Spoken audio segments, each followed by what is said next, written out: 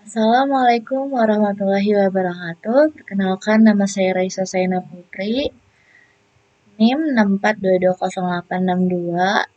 Saya dari jurusan Manajemen Kampus BSI Margonda. Saya ingin mempresentasikan hasil PPT saya yang berjudul Kasus Korupsi Enron di Amerika Serikat. Di sini ada analisa kasus Enron sebelum kebangkrutan. Perusahaan Enron pada akhir 2001 terkenal sebagai perusahaan yang inovatif dengan 21.000 karyawan dan penghasilan tahun 2000 mencapai 101 miliar dolar. Namun, terungkapnya penipuan akuntansi sistematis membuatnya kehilangan reputasinya.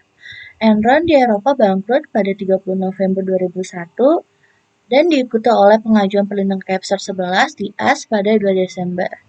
Kebangkrutannya pada waktu itu merupakan yang terbesar dalam sejarah AS menyebabkan 4.000 karyawan kehilangan pekerjaannya. Selanjutnya di jumlah dana, pemegang saham Enron mengajukan gugatan AS 40 miliar dolar pada direksi Enron setelah harga saham perusahaan yang mencapai tinggi AS 90,75 dolar per saham pada pertengahan 2000 anjlok menjadi kurang dari 1 dolar pada akhir November 2001. Komisi Sekuritas dan Pertukaran AS atau SEC memulai penyelidikannya. Perusahaan saingannya Houston Energy menawarkan untuk membeli perusahaan Enron dengan harga yang sangat rendah. Kesepakatan itu gagal dan pada 2 Desember 2001, Enron mengajukan Chapter 11 of the United States Bankruptcy Code. Aset Enron senilai 63,4 miliar dolar menjadikannya kebangkrutan perusahaan terbesar dalam sejarah AS hingga kebangkrutan WorldCom pada tahun berikutnya. Selanjutnya ada saksi hukum pelaku.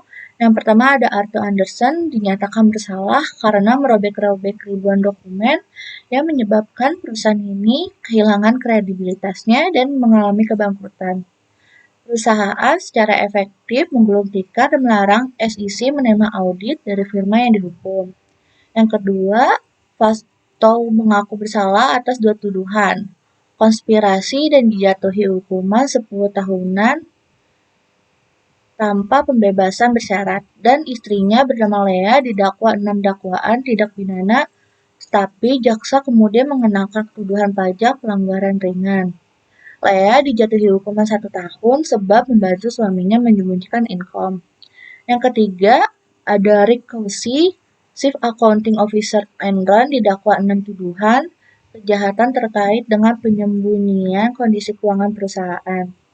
Meskipun awalnya ia tidak mengaku bersalah, Caussy kemudian mengaku bersalah dan dijatuhi hukuman 7 tahun penjara sebagai bagian dari penanganan hukum terhadap skandal Enron pada awal tahun 2000. Selanjutnya ada dampak masif, 1. Kebangkrutan perusahaan. Enron mengumumkan kebangkrutannya pada Desember 2001 yang merupakan salah satu kebangkrutan terbesar dalam sejarah perusahaan. Yang kedua, ada kehancuran kepercayaan. Skandal ini merusak kepercayaan publik terhadap perusahaan. Masyarakat menjadi lebih skeptis terhadap laporan keuangan perusahaannya. Yang ketiga, ada pembubaran Arthur Andersen yang mengaudit Enron dibubarkan sebagai dampak dari skandal ini, menciptakan ketidakstabilan dalam industri akuntansi dan meningkatkan perhatian terhadap independensi auditor. Di sini ada kesimpulannya, perusahaan Enron mencakup pemahaman bahwa praktik korupsi, kecurangan, dan manipulasi dapat menghancurkan fondasi keuangan sebuah perusahaan. Enron terlibat dalam skema akuntansi yang tidak jujur dan praktik korupsi yang melibatkan sejumlah pihak dari manajemen hingga auditor. Pentingnya pengawasan yang ketat, integritas dalam manajemen perusahaan, serta kepatuhan pada standar etika dan transparansi keuangan untuk mencegah terjadinya korupsi dalam konteks bisnis.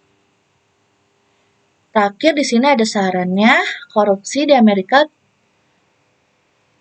Serikat kini menjadi masalah serius. Untuk mengatasi hal ini, pentingnya memperketat seleksi penjabat pemerintah, menegakkan sumpah jabatan, dan meningkatkan pendidikan etika.